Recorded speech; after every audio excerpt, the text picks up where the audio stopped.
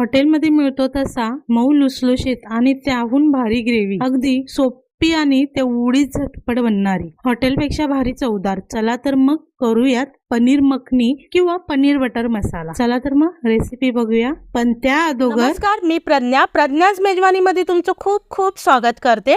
अशाच छान छान रेसिपीसाठी प्रज्ञाच मेजवानीला जाऊन लाईक करा, सबस्क्राइब करा आणि हो बाजूची बेल आयकॉन दाबायला विसरू नका. सर्वात पहिला आपल्याला पनीरसाठी मसाला तयार करायचा आहे. तर त्याच्यासाठी मी इथे कांदे घेतलेले आहेत. त्याला असे चिरून, उभे चिरून, आडवे चिरून असे घेणार आहे आणि कांदा आणि टमाट्याची पेस्ट करून घेणार आहे. कांदा टमाटा एकत्र केलात तरी चालेल किंवा वेगवेगळा केलात तरी चालेल. आणि इथे मी 7 ते 8 बदाम घेतलेले आहेत. हे आता आपल्याला न पाणी घालता वाटून घ्यायचं आहे. पूर्ण बारीक पेस्ट करायची आहे. या पद्धतीने पूर्ण बारीक पेस्ट करून घ्यायची. आता ह्याला साईडला ठेवूया. पनीरचा मसाला तयार करून घेऊया. जो वाटीमध्ये मसाला आहे त्याच्यामध्ये आपल्याला दूध घालून चांगली पेस्ट हलवून घ्यायची, चांगली हलवून घ्यायची. त्याला हलवल्याच्या नंतर ह्याला सुद्धा आता साईडला ठेवून पनीरचे आपण जसे लागतील तसे तुकडे करून घेऊयात. कसे तुकडे केलेत तरी चालेल, तुमच्या आवडीप्रमाणे तुकडे करून घ्या. कढई ठेवायची गॅसवरती.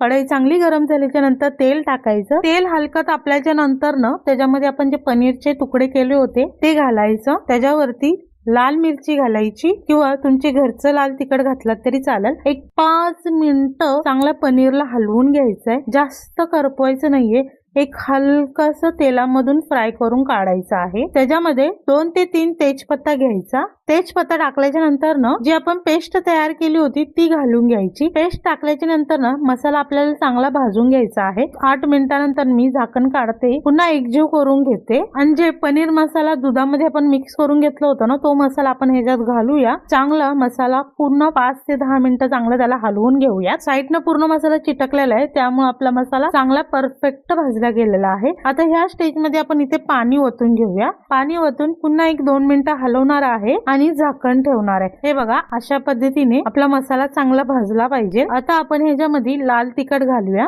लाल तिखट तुमच्या चवीनुसार घातला तरी चालेल. आपण सुरुवातीला पनीर भाजताना सुद्धा लाल तिखट टाकलेलं आहे. जर तुम्हाला अजून तिखट हवे असेल तर तुम्ही अजून टाकलात तरी चालेल. आता पनीर टाकून घेऊया. पनीरचे तुकडे टाकल्याच्या नंतर पूर्ण 5-10 मिनिटं पनीरला सगळा मसाला लागल असं एवढं आपल्याला हलवून घ्यायचं आहे. आणि जेवढी तुम्हाला ग्रेव्ही पाहिजे तेवढं आपल्याला पाणी घ्यायचं आहे. आणि पाणी इथं घेताना गरमच पाणी घ्यायचं आहे आपल्याला. जेवढी आपल्याला ग्रेव्ही पाहिजे तेवढं पाणी टाकून एक उकळी काढून घ्यायचं आणि गॅस बारीक, मोठा गॅसवरतीच उकळी काढायची. उकळी काढल्याच्या नंतर गॅस बारीक करायचा आणि ताट झाकून एक 10 मिनिटं आपल्याला पनीर शिजवून द्यायचं आहे. 10 मिनिटं झालेले आहे. आता आपण प्लेट काढून बघूया. मसाला देखील आपला चांगला शिजलेला आहे. तेल देखील चांगलं सुटलेलं आहे. थोडीशी ग्रेव्ही मला अजून पातळ वाटते, त्यामुळे मी पुन्हा झाकण ठेवून 10 मिनिटं अजून शिजून देणार आहे. मगाशी 10 मिनिटं आणि आता 10 मिनिटं, टोटल मला 20 मिनिटं लागले भाजी शिजवण्यासाठी. बघा, आता मी ताट काढून दाखवते. आहा, किती मस्त कलर आलेला आहे. तेल देखील किती छानसं सुटलेलं आहे. ग्रेव्ही देखील थिक्क झालेली आहे. आता मी गॅस बंद करते. आता ह्या स्टेजवरती मी गॅस बंद करते. अशा पद्धतीने आपली तयार आहे पनीर बटर मसाला. तर मग पुन्हा भेटूया अशा छान छान रेसिपी सोबत प्रज्ञाच मेजवानी चॅनल वरती. Thank you so much.